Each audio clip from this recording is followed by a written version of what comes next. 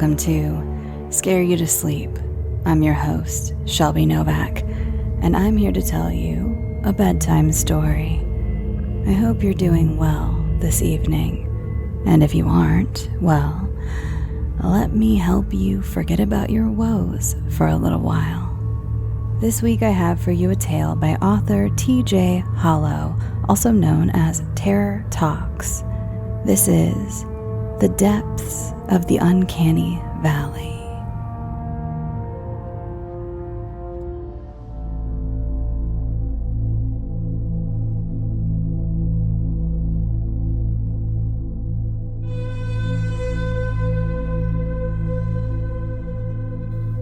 Sometimes, the past comes calling when you don't expect it.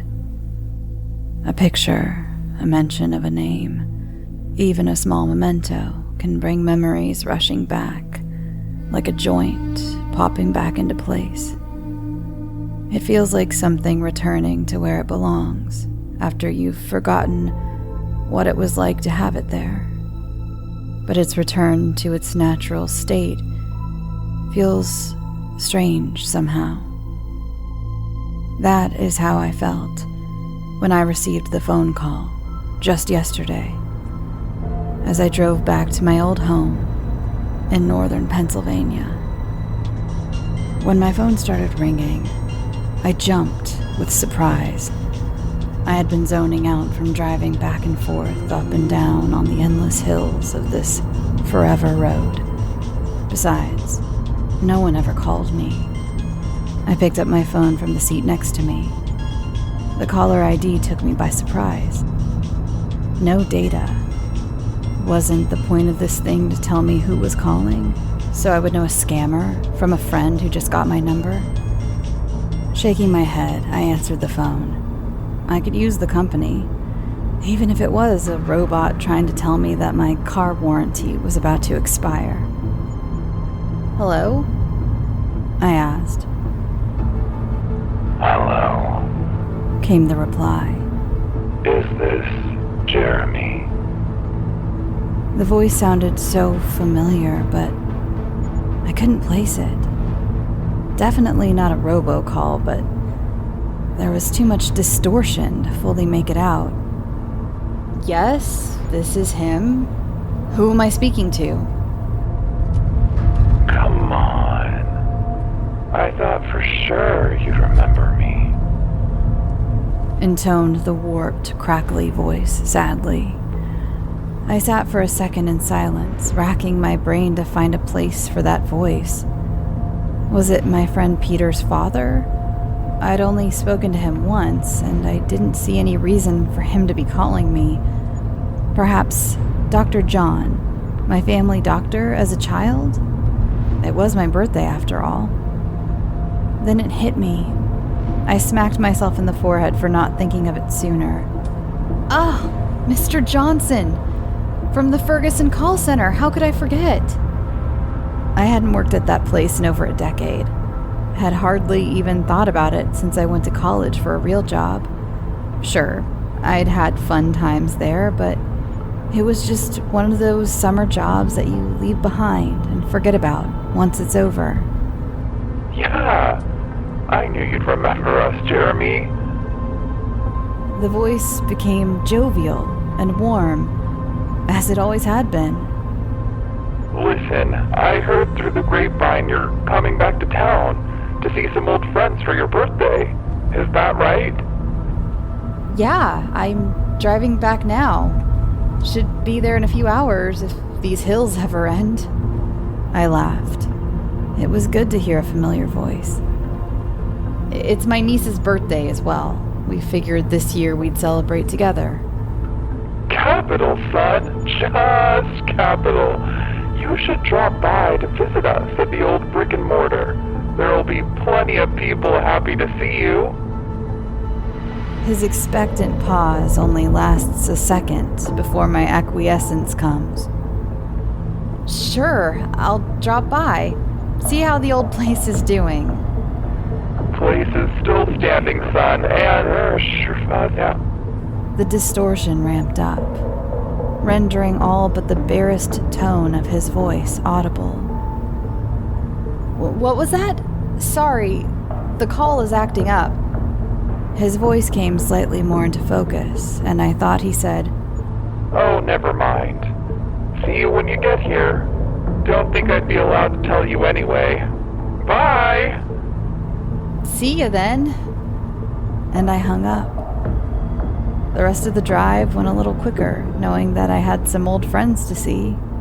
When I finally arrived at my parents' house, they and the rest of the family were ecstatic to see me. I was kept too busy from work most of the time to visit, and I'll admit, I hadn't been the best at keeping in contact.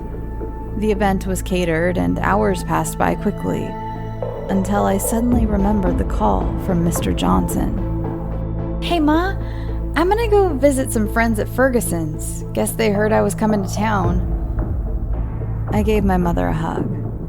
She replied bemusedly, I haven't heard of that old place since you left for college.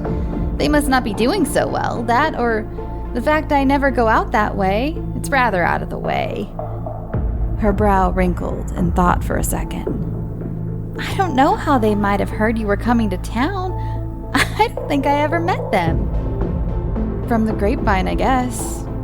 Hard to tell with Mr. Johnson. Bye, Mom. Love you. The drive to the building was a strange one. Things looked so different, and yet the same. More houses, but not many. A few missing, now vacant lots for sale. Like teeth that had fallen out and were waiting expectantly to be replaced. The roads still had many of the same potholes I swear I could remember to the letter. It felt different, though. As a somewhat successful doctor to be driving this old road I'd last been on as a destitute teenager. I had taken this job to save for college, as my parents didn't have enough to help me on my way. That was why I'd taken a job so distant. Even with a bike, it had been a long journey. When I pulled into the parking lot, I was shocked. The building was nothing like I remembered.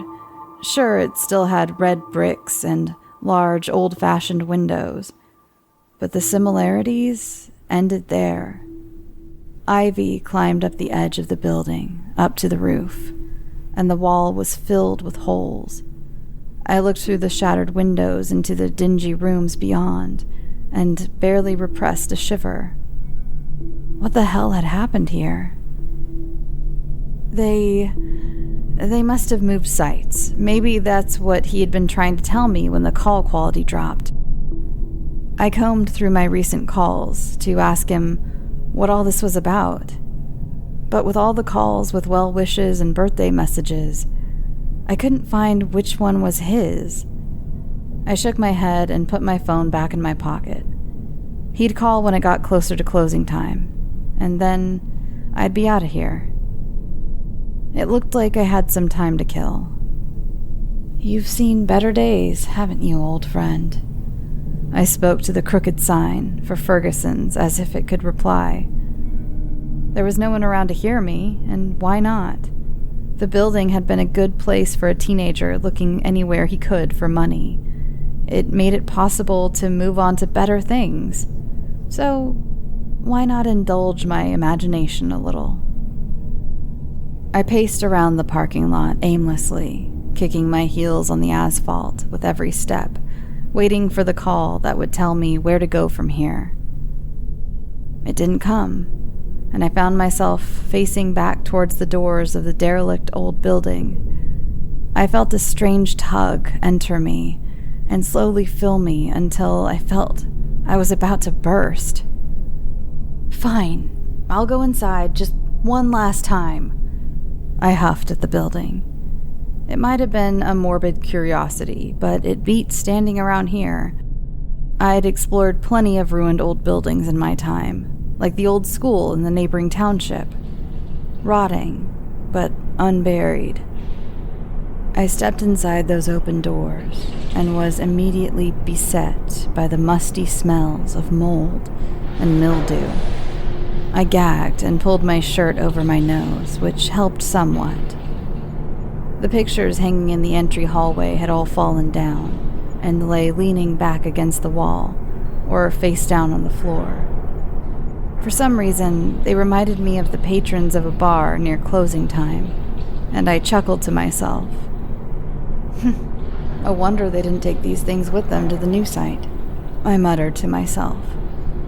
They would have been worth some money, so it could be that the call center wasn't in business at all. New site or no. Maybe Mr. Johnson was trying to tell me his home address where he'd invited some of our old coworkers. In the midst of these wanderings, I wasn't paying much attention to my surroundings. I was brought back with a crunch under my foot. I looked down before I thought I might not want to see what I had stepped on. It was a decomposing rat, near to finishing its journey back to the earth. I stepped off of it, and some bile rose for a second before settling back down. As I turned my thoughts away from tiny broken bones and what liquids must now be on my shoe, I wiped my shoe on a nearby patch of moss and moved on. I gazed into the rooms as I passed, curiously. One room looked like a miniature nature habitat. Moss growing on the floor amid pieces of ceiling tile and broken glass. Another room was stacked with teetering stacks of tables and chairs, as if someone had just left them there and never come back. I was surprised that there was no graffiti in this place. Most places that were abandoned attracted teenagers who liked to leave their mark, which usually included 666s and swear words. This place just looked forgotten, like a bird in a quiet room, lying cold and undisturbed on the floor of its cage. I sidestepped some holes in the floor and came to the next room. It held a strange beauty. It had beams of sunlight shining in from the wide broken windows, with birds fluttering about to somewhere above the ceiling tiles. This had been Dave Johnson's office. I had come here often to chat with him about particularly difficult customers or just to shoot the breeze during my breaks. He always seemed to have time, even for a whiny teenager.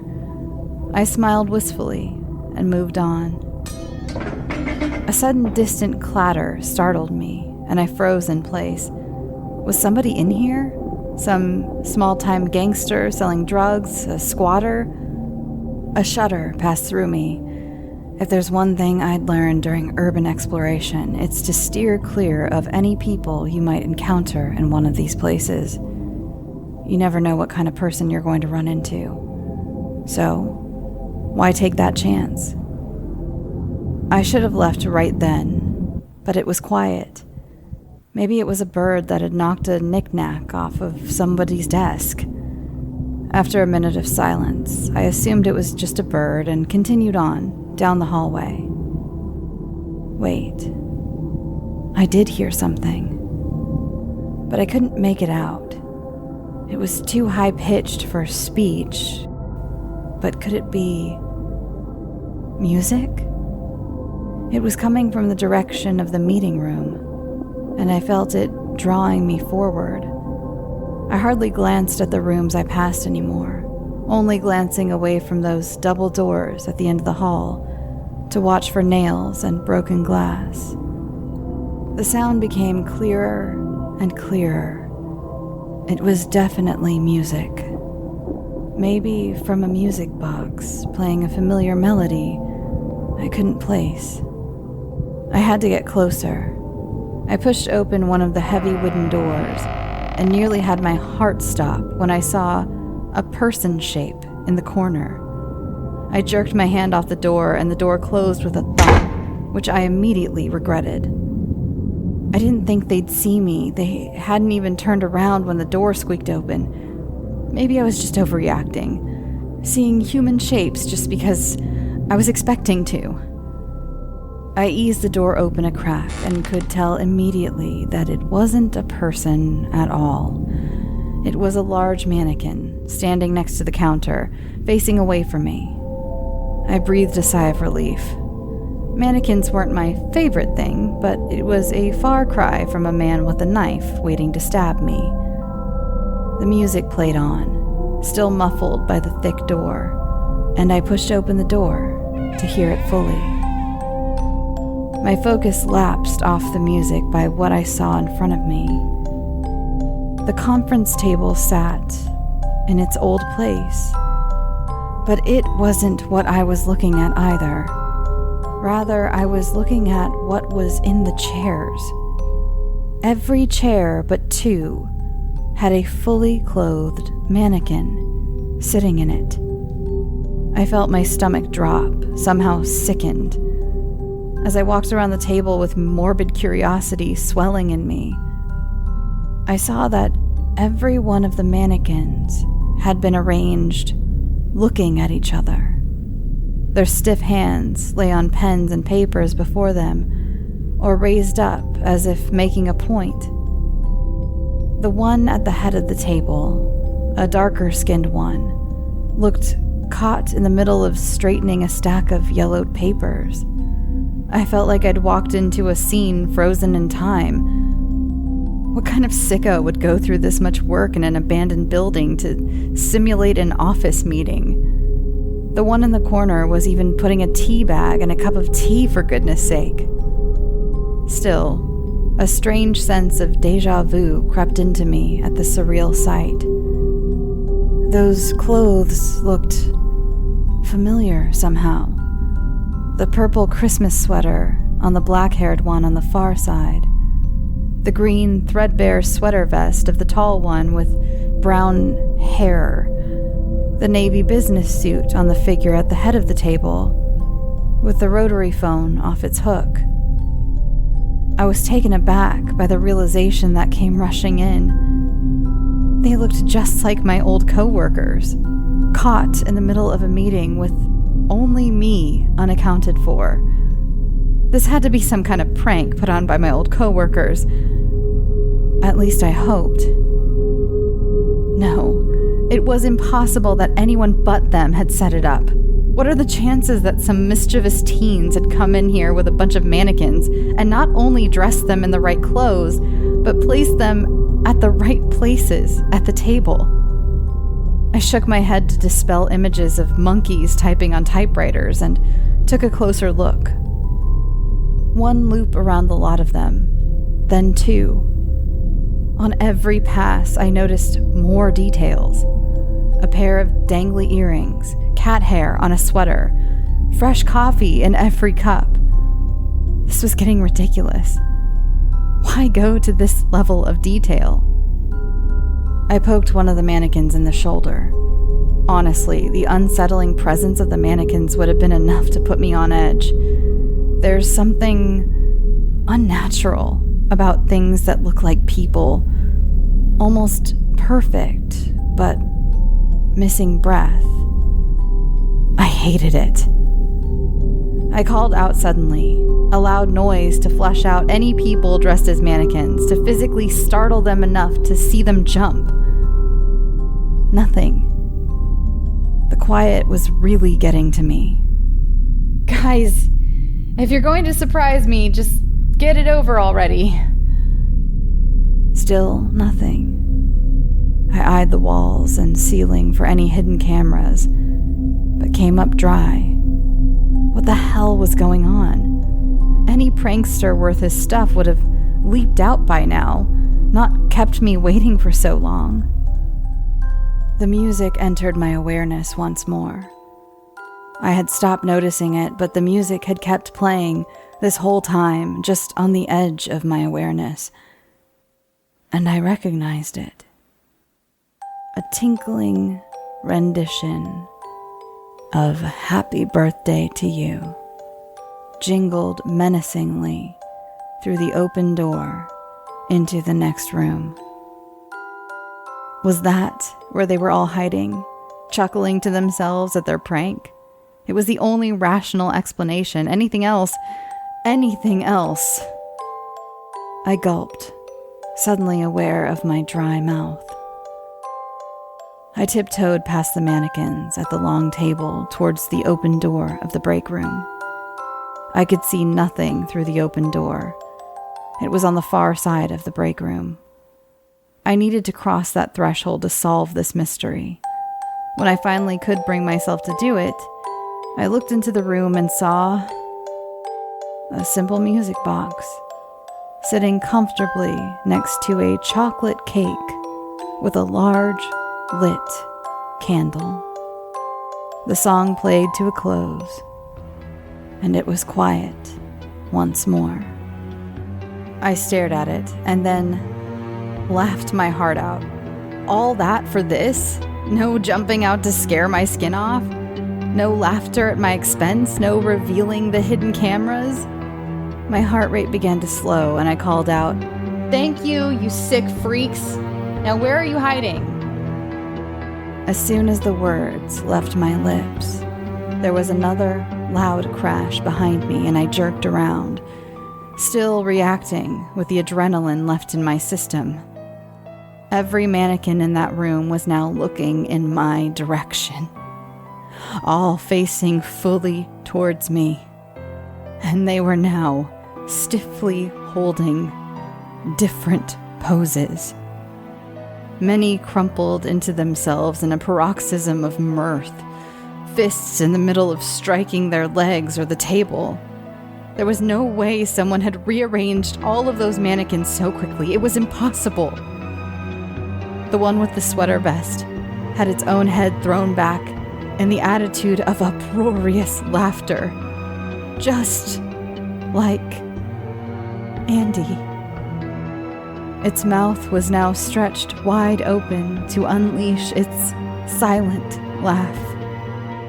Goosebumps erupted all over my skin, and that's when I knew. My coworkers had been right here the whole time. The uncanny valley had stretched too far, and I had had enough of it. My knees trembled like they were about to buckle, but my legs were moving almost before I thought of running. I clipped the standing mannequin who had been making tea as I ran past and nearly fell over. The thing was frighteningly solid, much more than a store mannequin. These things were definitely something else. As I heaved aside the double doors from the conference room, I could hear something I couldn't explain. A rapid noise, off-tempo sound, reminiscent of 1,000 fingers drumming, started up on every surface around me. As I ran, more frantic than ever, the whole building began quivering intensely. A ceiling tile, then two. More were shaken down onto the floor. I ran down the hallway, just barely missing the holes in the floor with my feet. There were more of them now. In the floor, in the walls, and through each I could see blank eyes pressing against the cracks, watching me.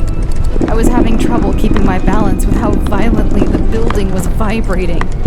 The gaze of those eyes from all those holes was filling me with a strange dread.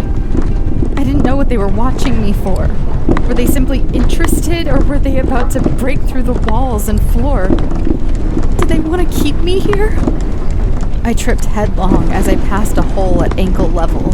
My hand, stretched out to catch myself, collided with the glass exit door and shattered it. I didn't feel a thing. I was back on my feet in a second. I couldn't see whether it was an arm that had sprung from the hole or a painting on the floor. I was too filled with adrenaline and pain to care.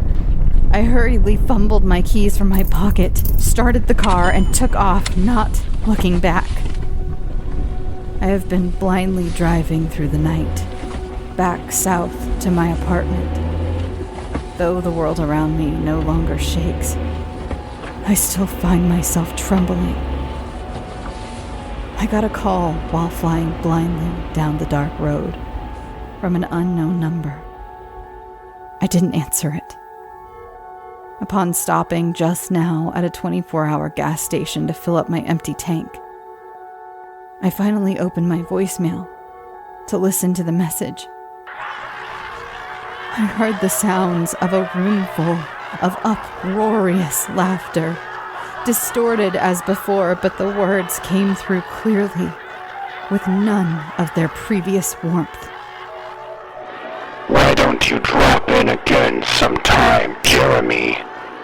We miss you already.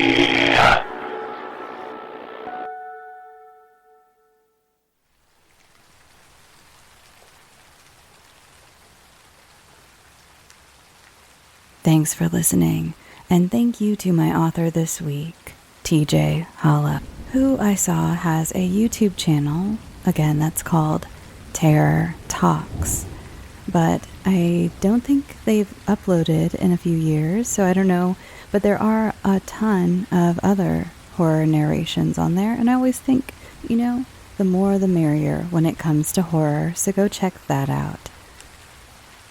If you'd like to keep up with updates for the show on social media, you can follow it at scareyoutosleep on Instagram, Twitter, and Facebook. If you'd like to follow me personally, you can follow me at Shelby B. Novak on Twitter and Instagram.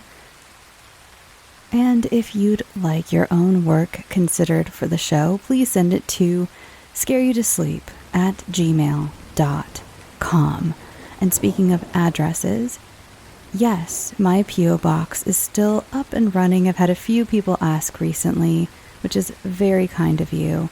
And yes, it is still the address listed on the website and in the show. I think it's listed in the show notes.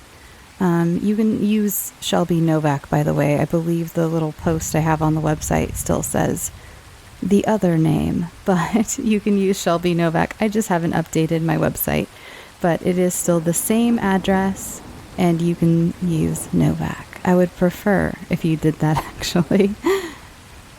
And if you'd like ad-free episodes or bonus episodes, you can check out my Patreon, patreon.com/scareyoutosleep. And for as little as $1 a month, you can get ad-free episodes, and for $3 and up, you can get bonus episodes. I have a big bonus episode I've been working on, actually, so check that out soon. That should be out early next week. And I'll have a bonus episode for this main feed soon that I'm very, very excited about. I can't say much yet, but I'm very excited about it. And now we come to the part of the show where I ramble for a little while and talk about my week and things and whatever comes to my head. It's one of those weeks where I'm kind of at a loss for words. It's hot. It's very hot. I'm very hot. The weather is very hot. And I think it's melting my brain just a little bit. I'm also really hungry. I think that's another thing. I'm like hot. I'm hungry. I promised myself I could have breakfast for dinner. So I think I'm going to have pancakes with bacon. Yay. Do you guys ever do breakfast for dinner? It's always fun. I haven't done it in a long time. I haven't had pancakes in a long time. I've been pretty strict about my eating habits lately, so I am very excited about pancakes. I didn't do any baking this week. Did I? Am I forgetting something? No. Whenever I wanted something sweet, I went for my frozen scones in my freezer. So again, freezing desserts is always clutch because they're just there. And like certain things like scones, just like the day you baked them. I mean, I think maybe if you keep them in there for like a year, perhaps they will be compromised in a few ways. But, they might have only been in there for a couple weeks, so they're great. I've been in a little bit of a dessert rut. Like, I don't want the usual suspects. In fact, I've made a few of my usual suspects over the last couple months, and I'm like, they're not hitting the same as they used to, and I want something new, but I don't know what. So what are your favorite desserts? And I don't mind if they're complicated. I like complicated. I like taking a whole day to make something complicated. Don't mind that at all. I've been really into citrus lately. What else? You know what I've really been wanting? So this, the last Super Bowl there was, I'm not a huge crumble cookie person. They're kind of hit or miss for me. They're like, okay. I know that's blasphemy for some people, but I like a lot of them. Sorry, that was my chair. My chair has been loud lately. I think it's the heat. I think everything's the heat. You know, when it's hot and anything that goes wrong, you're like, it's the heat. It just is. But anyway, when I've been thinking about these ever since I had my cousins for the Super Bowl in January, February. When is the Super Bowl? Anyway, they brought over some crumble cookies, and one of them during that time was this like sandwich cookie, and it was like raspberry. It was kind of like what are those called? They're not Lindbergh cookies. There's some kind of, anyway, it starts with an L, I think. But you know, where it's like a sandwich cookie and it has the raspberry jam. But this one, they had done like a moat of raspberry buttercream around the raspberry jam and then sandwiched them, I guess, so the jam wouldn't leak out. And it was like the most balanced, beautiful cookie, which is so odd, again, coming from crumble. Usually they're very sweet or very rich. This was pretty rich, but it was like, I think I want to recreate that, but I don't know how. And I assume it's just some sort of like sugar cookie or butter cookie with some raspberry buttercream and raspberry jam. It sounds simple. I think I can do it. But I have been thinking about those cookies for forever, and it's crazy. Like, a chain store cookie has such a hold on me, but it does. And I don't know if they ever brought those back. If you're not familiar with Crumble, the brand, because I know I have a lot of international listeners, it's a cookie store. It's a franchise. They're everywhere. And every week they have different cookies. They have a different menu. I think they consistently always have like chocolate chip cookies or something. There's like 2 cookies that they always have. Anyway, their menu changes from week to week. And it's like every time I think to go check, this cookie has never been back. So I don't know if they never brought it back or I've just always missed it. Because I would have been down there. I was tempted to go get, this week they have like a strawberry shortcake one. And I'm like, maybe that'll, like, it's fruit, you know, but I feel like I'm going to get it and it's just not going to, I know what I want. So maybe I'm going to try, maybe I'll try to make those this weekend. I'll try to figure it out, what they did that was so good. Maybe there's a dupe online. There's a lot of dupes for them online. I've made dupes of it's like a peanut butter cookie with chocolate on top. And that's very, very good. Like that dupe that I've made, that I found. So maybe I can find one. Or if you guys know, if you have a similar recipe, that just sounds really good right now. I really should just start a whole other podcast where I just talk about baking and cooking and have like guests on. Because, I don't know. I feel like I'm always just rambling about food at the end of the show and not anything that I just, you know, it's food is life, right? What are you going to do? I think I've talked for long enough though. And I am very hungry and very hot. I can't run my air conditioner when I record because it's so loud. It's an old air conditioner and it's very loud. It sounds like a fucking airplane is starting up in my living room. I'm not complaining. It's fine. It works very well. It's fine. I'm blessed. A lot of people don't have air conditioners. I get it. But it's just very loud. I can't have it on while I'm recording. So I'm sitting here sweating and that's not cute. So I'm going to go, and not that sweating isn't cute. I didn't actually mean it that way. I wasn't trying to be literal. I'm sorry. Sometimes I'm very overly aware of how I come off on the internet because of all the emails I get. Oh man, I got an email recently. That lady was mad at me. She was like, "You're great, but basically I don't want to hear you talk."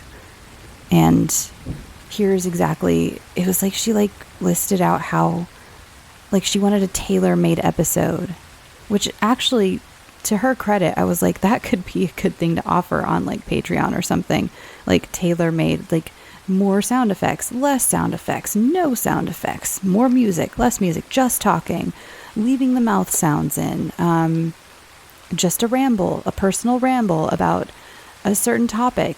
And I don't know, I'm like, maybe I should do like personalized episodes. Some of my favorite ASMR people, they do personalized ASMR videos. And that's basically what this person was asking for. But not as in like, I want to pay you for my own personal Scare You to Sleep episode. It was like, hey, this is how you should start doing your show now, which I used to get a lot more of those. I haven't gotten one in a while. I think because my audience is evened out to like people who, like me or don't, which is great. But, and I get it. I have some ASMR artists. There's this certain sound that ASMR artists do, and it's very popular. And I shouldn't do. I don't know. It's this certain sound they do. I don't want to do it because then like I don't want to feel like I'm calling out certain ones because some of them do it a lot. And like there are some ASMR artists I found where I'm like, I love everything about you, but you do that sound a lot, and that particular sound makes me want to like tear my ears off. I hate it. It just hits my ears wrong. Nothing personal. It's all personal taste. It's whatever. But so I get it. I get someone being like, hey, I love your voice so much. And that's basically what she said. I love your voice so much. I love the way you narrate things. Very kind of her to say. But I have some notes. Here's how I want you to comprise the rest of the episode. And I don't want you to talk at the end. Stop talking at the end. I hate it.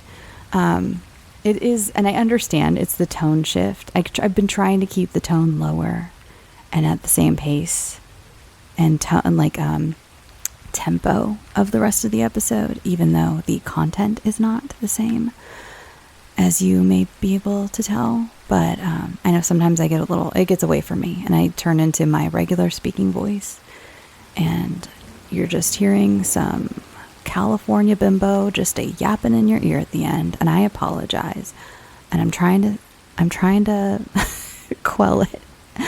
But so I get it, and like I said, I've had that where I'm like, man, I just wish this person would just not do that noise in every video. But I've never told these people that. I feel like it would be rude to say that, to be like, hey, can you change this one thing about your whole deal? And you're doing very well. You're very successful.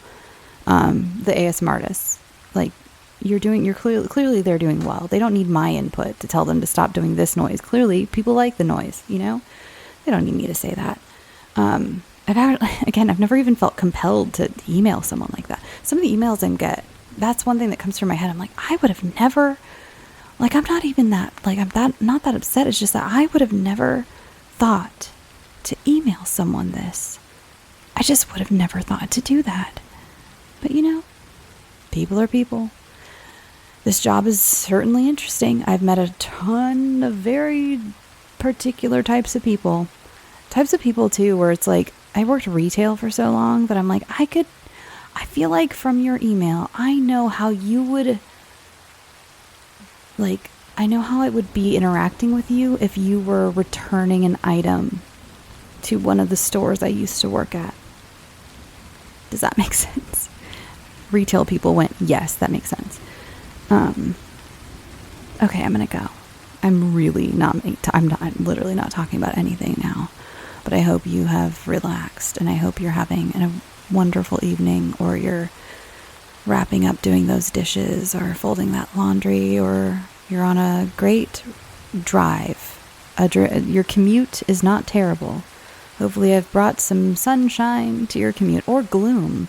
I don't know what I bring. Do I bring sunshine or gloom? I don't know. Whatever I bring. I hope you got enough of it. Clearly my blood sugar's low. I gotta go. Okay, I love you. Go get some sleep. Sweet dreams.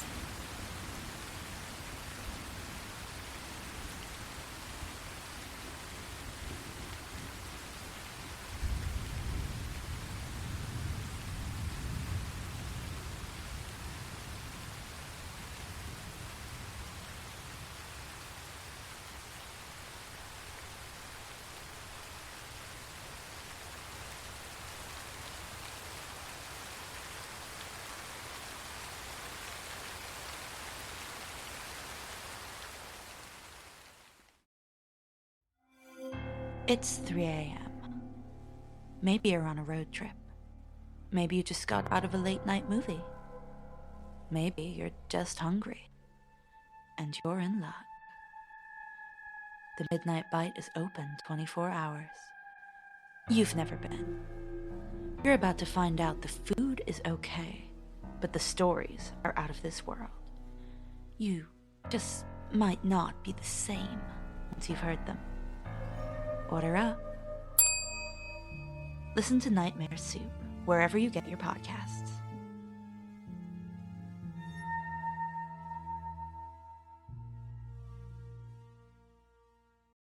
Item number SCP-5186. SCP-7160. SCP-7533. Object class Euclid. Keter. Safe. Special containment procedures. Spreading across the hemisphere and kicking up vast amounts of ash and dust. The only thing I could hear was at 7219 laughing. Do you remember your name?